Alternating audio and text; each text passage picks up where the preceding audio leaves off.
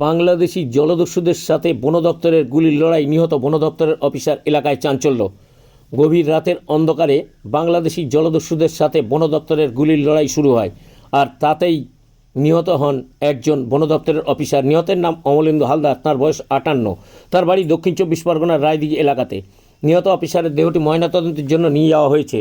ব্যাঘ্র প্রকল্প ও পুলিশ সূত্রের খবর, শনিবার সন্ধ্যায় বিদ্যা রেঞ্জ অফিসের নেতিধোপানি ক্যাম্পে 6 জন কর্মী টহল দিতে বের হয়েছিলেন। নেতিধোপানি ক্যাম্প থেকে কিছুটা এগোতেই জঙ্গলের কোর এলাকার মধ্যে শুরু হয় বাংলাদেশের জলদস্যুদের সাথে ব্যাঘ্র প্রকল্পের কর্মীদের গুলির লড়াই। সেই সময় এক বাংলাদেশি জলদস্যু কুড়ুলের কোপ মারে অমলেন্দু হালদারের মাথায়। রক্তাক্ত অবস্থায় বোট থেকে নদীর জলে পড়ে যায় অমলেন্দু বাবু। ভয়ে বন দপ্তরের অন্যান্য কর্মীরা গভীর জঙ্গলের মধ্যে লুকিয়ে পড়ে। ঘটনার সময় উভয় পক্ষের মধ্যে ব্যাপক গুলির লড়াই হয়। কেওড়াসতী জঙ্গলের কাছে এই ঘটায় সেখান থেকে ক্যাম্পে আসতে বন দপ্তরের কর্মীদের যথেষ্ট সময় লেগে যায়। পরে বন দপ্তরের অন্যান্য কর্মীরা গিয়ে ওই এলাকা থেকে দেহটি উদ্ধার করে। ময়না তদন্তের জন্য পাঠানো হয়েছে দেহটিকে।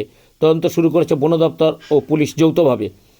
যে এলাকায় ঘটনাটি ঘটেছে সেখান থেকে বাংলাদেশ বর্ডারের দূরত্ব খুব বেশি দূরে নয়। শুধু তাই নয়, এর আগেও একাধিকবার এই সমস্ত এলাকাগুলোতে বাংলাদেশি জলদস্যুরা হামলা চালিয়েছে। এই ঘটনা ঘটার পর আতঙ্ক ছড়িয়েছে বন দপ্তরের কর্মীদের মধ্যে। মূলত বাংলাদেশের জলদস্যুরা এই সময় এই এলাকায় বিভিন্ন মধু সংগ্রহকারীদের নৌকাগুলিতে ডাকাতি করতে আসে। তাছাড়াও বাঘ, হরিণ শিকার করে থাকে তারা।